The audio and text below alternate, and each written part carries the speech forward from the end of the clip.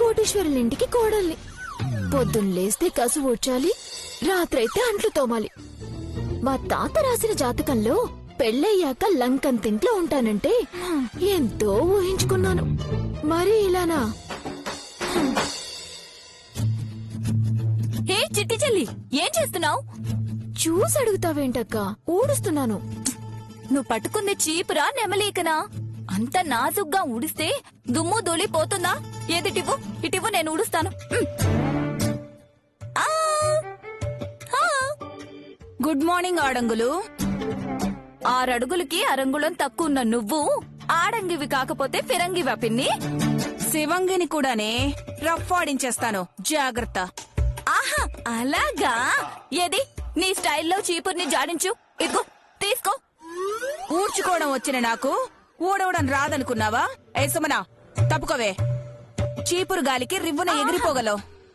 జాగ్రత్త పిన్ని గారు, నట్టింట్లో చీపురు విరిగిపోతే మంచిది కాదు. అడ్డం వస్తే మీ నడుమే విరిగిపోవచ్చు, తప్పుకోండి.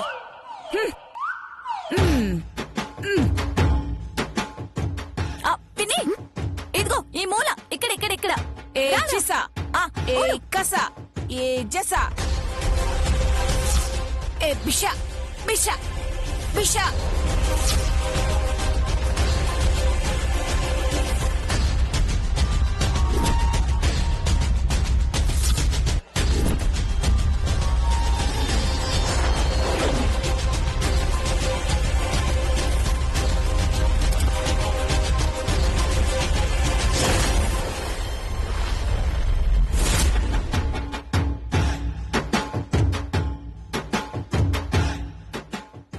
పిన్ని పిన్ని, అక్కడ పిన్ని, అక్కడ. ఒళ్ళు హూనం అయిపోయింది బాబోయ్. శివంగి అన్నావు కదా పిన్ని, లవంగల్లా అయిపోయావు. ఎవరు చేసే పని వాళ్లే చెయ్యాలి, చేయించుకోవాలి. పోటు గత్తెలా వచ్చి రక్తపోటు తెచ్చుకున్నావు. వెళ్ళి జ్యూస్ తాగిరాపో, వెళ్ళు. అవునే, తాగాల్సిందే. అప్పుడు గాని సెట్ అయిట్ అవను. అమ్మా అమ్మా. అక్క, నేను ఇల్లంతా ఊడ్చేస్తాను. ఇంకెందుకు చెల్లి, అదిచ్చిన బిల్డప్ కి దాంతోనే ఊడిపించాను కదా. అది అంటే పిన్ని గారినా? ఓ, అలా అన్నానా? పర్లేదులే, లైట్ తీసుకో, చీపురు కూడా తీసుకో, వెళ్ళు.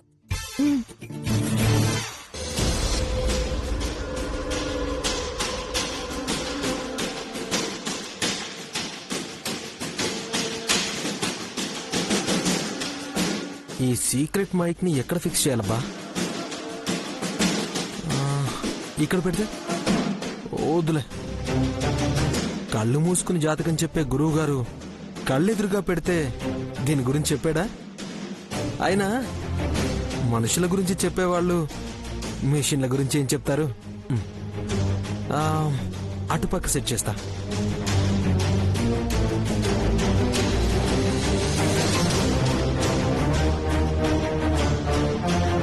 అద్దంలా మెరిసిపోయే ఇంటిని అస్తమానం శుభ్రంగా పెట్టాలంటే ఎంత కష్టం.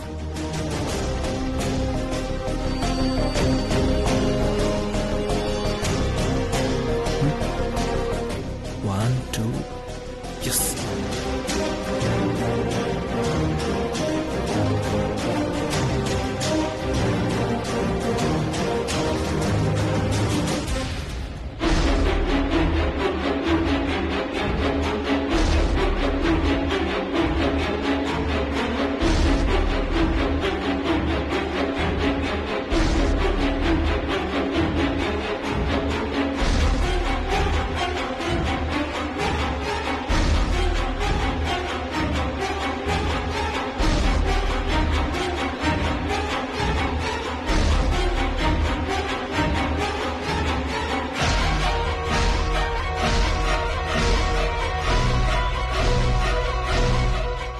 పనిచేస్తుంది కదా? అచ్చ నా బ్రెయిన్ లాగే ఆంటీ. డౌట్ ఉంటే వల్లభకి కాల్ చేసి సీక్రెట్ మైక్ ఆన్ చేసి మాట్లాడమనండి. That's better.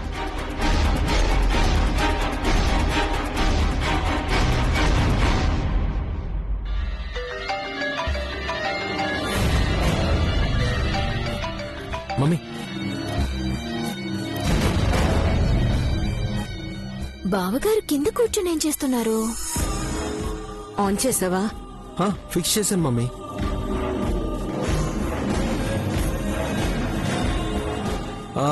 ఒక్క నిమిషం.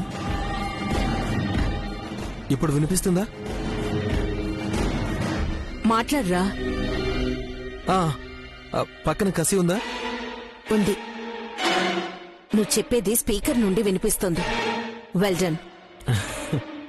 థ్యాంక్స్.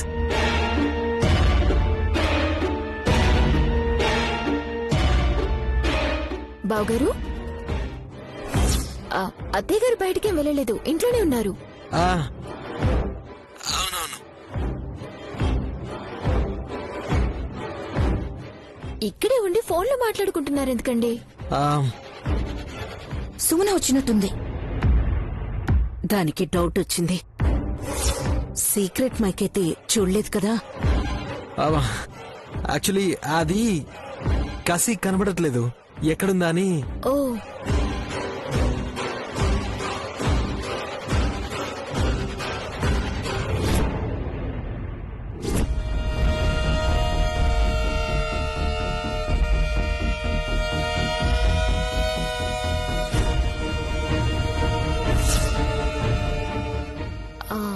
మరి ఏదో ఫిక్స్ చేశారంటున్నారేంటి?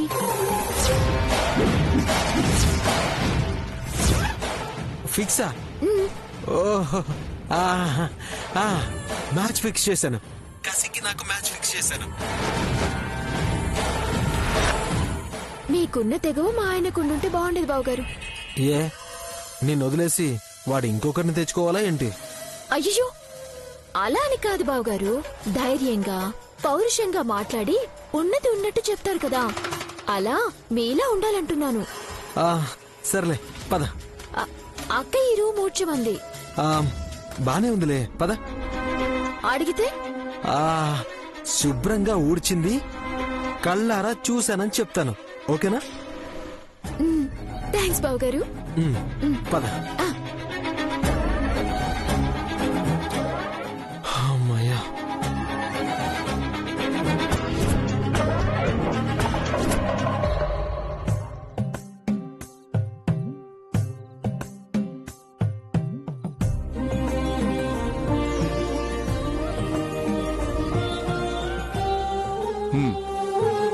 బాగుందమ్మా.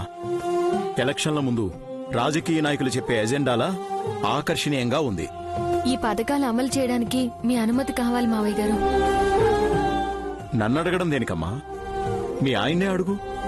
ఆ మాటకొస్తే నన్ను కూడా అడగాల్సిన అవసరం లేదు నాన్న. తనిష్టానుసారమే చేయమన్నాను, కానీ ఫైల్ మీ ముందు పెట్టింది. ఉద్యోగస్తులకి ఆరోగ్య బీమా ఇస్తున్నాం కానీ జీవిత బీమా లేదు. మన కోసం కష్టపడే వాళ్లే అయినా వాళ్లని ఇష్టపడే కుటుంబ సభ్యుల కోసం. మనకెన్ని కోట్లు నష్టం అదా ఆలోచించావా? 34 crores.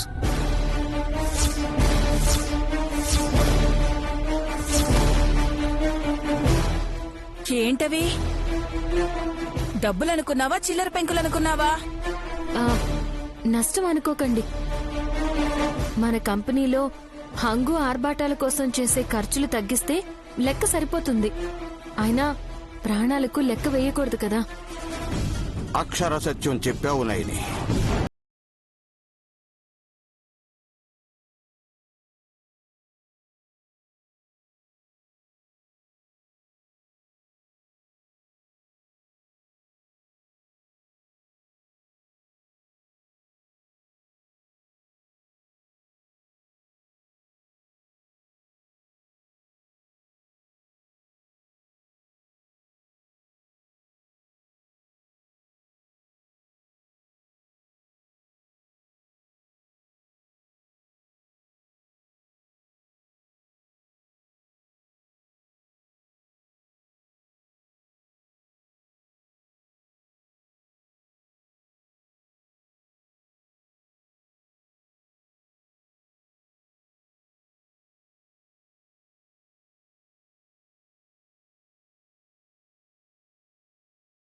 నా మనసులో ఉన్న తెలియని అలజడి తొలగిపోయింది స్వామి.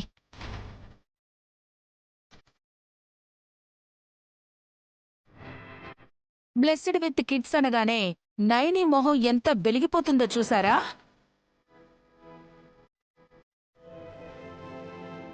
నన్ను కూడా అలాగే దీవించండి స్వామి.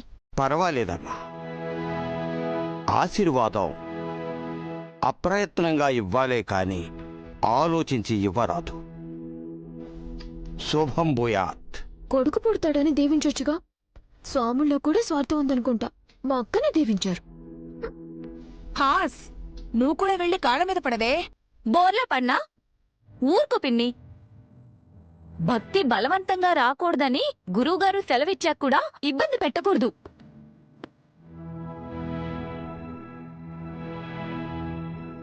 ఏదైనా సరే ప్రారబ్ధం ప్రకారమే జరుగుతాయి. కలవరం వద్దు. చెప్పండి స్వామి, ఇలా దయచేశారు.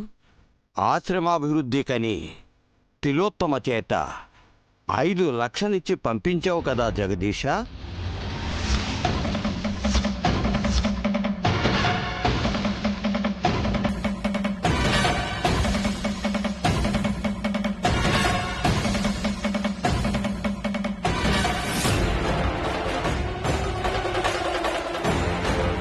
చచ్చాం. మీ గురువుగారిని కలిసినట్టు చెప్పేశాడేంటి? ఇప్పుడెలా? ఏం చేయాలి? నువ్వెప్పుడెళ్ళావు వదినా? అంటే అది జ్యేష్ఠపుత్రుడు వల్లభని వెంట పెట్టుకుని వచ్చి నగదు సమర్పించింది.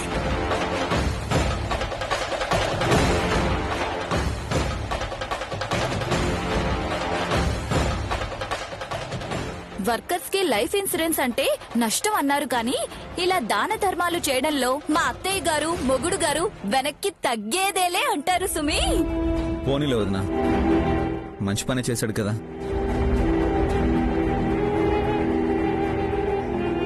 అనయ్య, ఐ రియల్లీ అప్రిషియేట్ యూ. అమ్మా, రియల్లీ గ్రేట్ జాబ్. అభినందనలు తెలుపుకుందామని వచ్చాను జగదీశ. తిలోత్తమా, నేను 10 లక్షలు ఇమ్మన్నాను కదా, 5 లక్షలే ఎందుకిచ్చావు? నువ్వెప్పుడు చెప్పావు నాన్నా? డబ్బులు కూడా ఇవ్వలేదంటారా ఏంటి? మరి మిగతా 5 లక్షలు ఏమైపోయినట్టు? సుమనా, డబ్బుల విషయంలో నువ్వు కలగజేసుకోవద్దు. అవునమ్మా సుమనా, నిన్నే నీ బుగ్గ బన్నులా ఉబ్బింది. ఆంటీ వల్లభ కంగారు చూసి జగదీష్ అంకుల్ కి డౌట్ వచ్చింది. కులగురువుకి ఇండైరెక్ట్ గా హింట్ ఇచ్చారు. ఎక్కడో లెక్క తప్పినట్టుందిలే జగదీశ. పర్వాలేదు, గదిలోకి వెళ్లి కూలంకషంగా చర్చించుకుందాం. రండి గురువు గారు, రండి.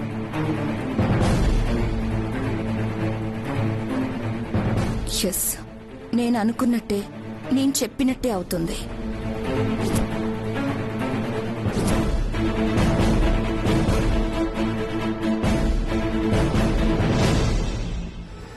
ఆంటీ, ఆ లెక్కేదో వెళ్ళి సరి చేసుకొని రండి. అలాగే. వల్లభా, నువ్వు కూడా వెళ్ళు.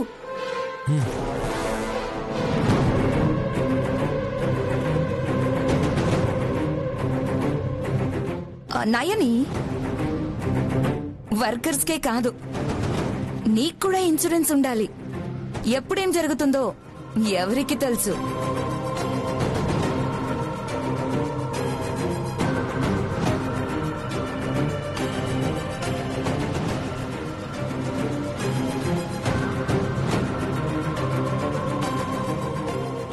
అన్నీ కరెక్ట్ గా ఉన్నాయి మమ్మీ.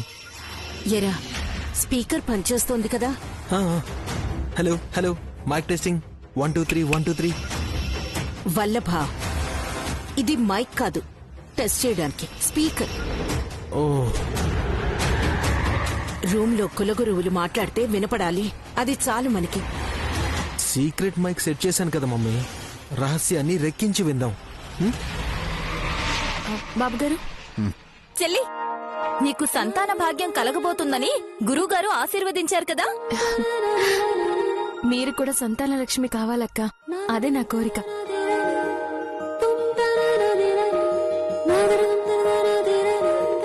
మీ చెల్లెలు కూడా ఉంది కదా, తను వాంతి చేసుకుంటే నీకిష్టం ఉండదా?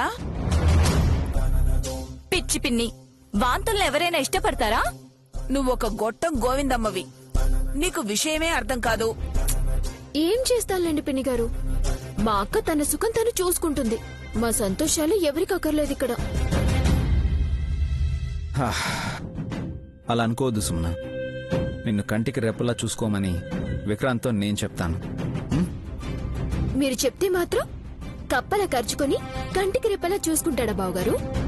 అసలే ముక్కు మీద కోపం ఆయనకి. అబ్బా ఆపండి. 4 గోడల మధ్య జరిగేవి తర్వాతైనా మాట్లాడుకోవచ్చు. అసలు ఆ గదిలో ఏం మాట్లాడుకుంటున్నారో మీలో ఎవరికైనా తెలుసా?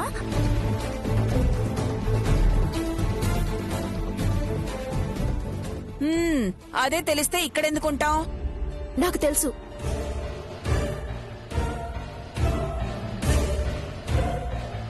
తెలుసా? ఏమంటున్నావు సుమన? తెలుసు జగదీశ, అందుకే నేను నీతో వ్యక్తిగతంగా మాట్లాడదలిచాను. నేను డబ్బులు ఇవ్వలేదు గురువుగారు. మీ అభిమానాన్ని సంపాదించి వాళ్ల పనులేవో చేసుకోవాలని వచ్చారు.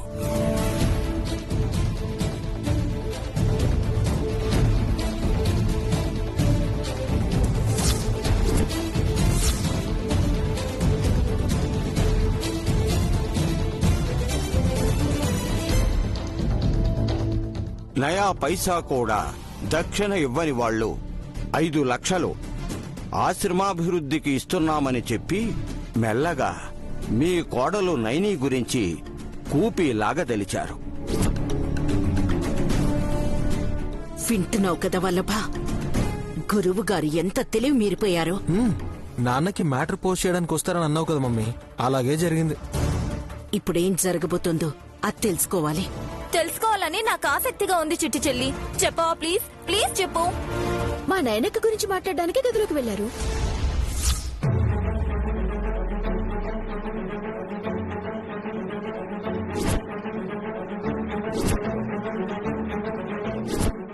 మరి మీరేం చెప్పారు గురుగారు? అడిగితే సమాధానం చెప్పాలి కదా. కాస్త సమయమనం పాటించమని మాట దాటేసి ఈ రోజు ఇక్కడికే వచ్చాను. మ్యాటర్ ఏంటో చెప్పేస్తే అయిపోతుంది కదా మమ్మీ. రేయ్, వాళ్ళేం మాట్లాడుకుంటున్నారో స్పష్టంగా వినిపిస్తోంది వల్లభ. నిదానంగా అయినా సరే నిజాలు బయటికొస్తే చాలు. నాకు భవిష్యత్తులో రాబోయే ఆపదలు ముందే తెలిసిపోతాయన్న నిజాన్ని సుమన వీళ్లతో చెప్పేస్తుందా? స్వామి వారికి మావయ్య గారికి మాత్రమే తెలిసిన ఆ రహస్యాన్ని అందరికీ తెలిసిపోతే ఇంకేమైనా ఉందా? నువ్వు చెప్తావా చెప్పవా? 5 నిమిషాల గ్యాప్ ఇచ్చి మమ్మల్ని విసిగిస్తే ఓపిక నశించిపోతుంది. చెప్పు. ఒక్క నిమిషం ఆగత్తయ్యా. సుమన, నాన్న గురువు గారు మీ నైనక్క గురించి ఎందుకు మాట్లాడుకుంటూ ఉంటారు? ఏం మాట్లాడతారు? వదిలేయండి, తను చిన్నపిల్ల, సంబంధం లేకుండా మాట్లాడుతుంది. నన్ను ఇంకా చిన్నపిల్ల నన్నొద్దక్క.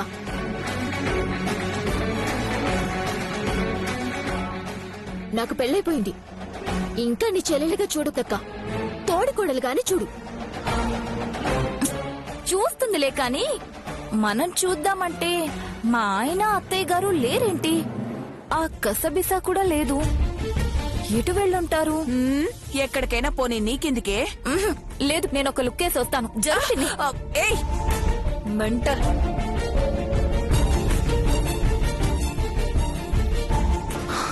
గెస్ట్ చేసినట్టే కులగురువులు ఇంటికొచ్చారు డార్లింగ్. గుడ్. సీక్రెట్ మైక్ నువ్వు అరేంజ్ చేసినట్టు ఇంట్లో వాళ్ళకెవరికి తెలియదు కదా?